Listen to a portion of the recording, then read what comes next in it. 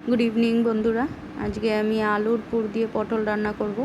তো প্রথমে আমি দুটো আলু বড় বড় আলু সেদ্ধ করে নিয়েছিলাম। আর এখানে আমি প্রথমেই মশলা ভাজবো। পেঁয়াজ, আদা, রসুন, কাঁচা লঙ্কা, জিরে গুঁড়ো, টমেটো পেস্ট এইগুলো দিয়ে পুরো বিষয়টা রান্না হবে।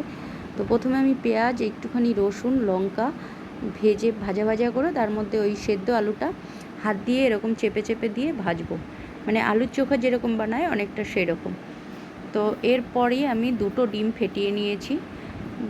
এর মধ্যে কাঁচা লঙ্কা, পেঁয়াজ বাটা সামান্য, মানে হাফ চামচ, নুন হলুদ দিয়ে ডিমটাকে ভালো করে ফাটাতে হবে। আর পটল আমি এই এক সাইডে কম রাখবো, এক সাইডে বেশি রাখবো, এইভাবে কাটবো। পটলগুলোর প্রথমে খোসা ছাড়িয়ে আমি নুন জলে ভিজিয়ে রেখেছিলাম 10 মিনিট। তারপর পটলগুলোকে উঠিয়ে পটলের ভেতরের, মানে যেই মোটা দিকটা সেই ভেতরের এক অংশগুলো বার করে নিতে হবে, আর যে পাতলা দিকটা সেটা ওরকমই রেখে দিতে হবে, কারণ পাতলার দিকটার ওটা বার করতে গেলে এটা ভেঙে যেতে পারে। তো খুব সাবধানে চামচের পেছন দিয়ে পটলের ভেতরের বীজগুলো বার করে নিতে হবে। তারপর নুন হলুদ আস্তে আস্তে করে মেখে ওই যে আলুর পুরটা আমি তৈরি করেছিলাম ওটা ঠান্ডা করে পটলের মধ্যে আস্তে আস্তে ঢুকিয়ে দিতে হবে। ঢুকিয়ে দিয়ে প্রথমে হালকা ভেজে নিতে হবে পটলগুলোকে, মানে একদমই হালকা এপাশ ওপাশ করে ভেজে নিয়ে তুলে রাখতে হবে। ঠান্ডা হয়ে গেলে তারপর সেটাকে আবার ওই যে ডিম ফেটিয়ে রেখেছিলাম এই ডিমের মধ্যে কিন্তু পটলগুলোকে চোবাতে হবে। চুবিয়ে ভালো করে চুবিয়ে তারপরে সেই পটলগুলোকে কিন্তু আবার ভাজতে হবে। এরপরে আমি বলে রাখি, দুটো কড়াই নিতে হবে অবশ্যই। একটা কড়াইতে পটলের এই ভাজাভাজি হবে, আর একটা কড়াইতে মশলা রেডি করতে হবে।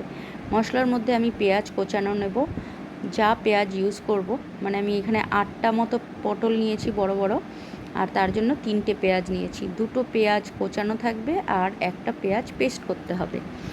তো কোচানো পেঁয়াজটা আমি প্রথমে ভাজা ভাজা করে নেব। আর রসুন 3-4 কোয়া গোটা এই পেঁয়াজ ভাজার সময় দিতে হবে, দিয়ে নাড়তে চাড়তে হবে। এর পাশেই তখনই আমি এই পটলগুলোকে ডিমের মধ্যে চুবিয়ে কড়াইতে দিয়ে এক এক করে ভাজবো। আর খুব সাবধানে মিডিয়াম ফ্লেমে ভাজতে হবে, কারণ ডিমের মধ্যে যেহেতু চোবানো আছে, হাই ফ্লেমে দিলে ডিমটা পুড়ে যেতে পারে ওপরটা। তো পটলগুলো ভাজা হতে থাকবে, তার পাশাপাশি আমি মশলাটাকেও কিন্তু নাড়তে থাকবো। পেঁয়াজ আর রসুনটাকে আমি প্রথমে একটু নুন দিয়ে ভাজবো। যখন নরম হয়ে যাবে তখন আমি এর মধ্যে জিরের গুঁড়ো, হলুদ, লঙ্কা বাটা দিয়ে আমি একটুখানি জল দিয়ে গুলিয়ে, গরম মশলাও দিয়েছি, দিয়ে গুলিয়ে সেটাকে পেঁয়াজের ওপরে দিতে হবে। দিয়ে সেই মশলাও ওদিকে রেডি হতে থাকবে আর পটলও এদিকে নাড়া দিতে থাকবো। তো মশলা আর পটল আমার হতে থাকুক, ততক্ষণ আমি বলে নিই, রিনাজ ইজি কুকিংয়ে আপনাদের সবাইকে স্বাগত। ভিডিওটি ভালো লাগলে অবশ্যই লাইক, কমেন্ট, শেয়ার করবেন আর সাবস্ক্রাইব করে রাখবেন।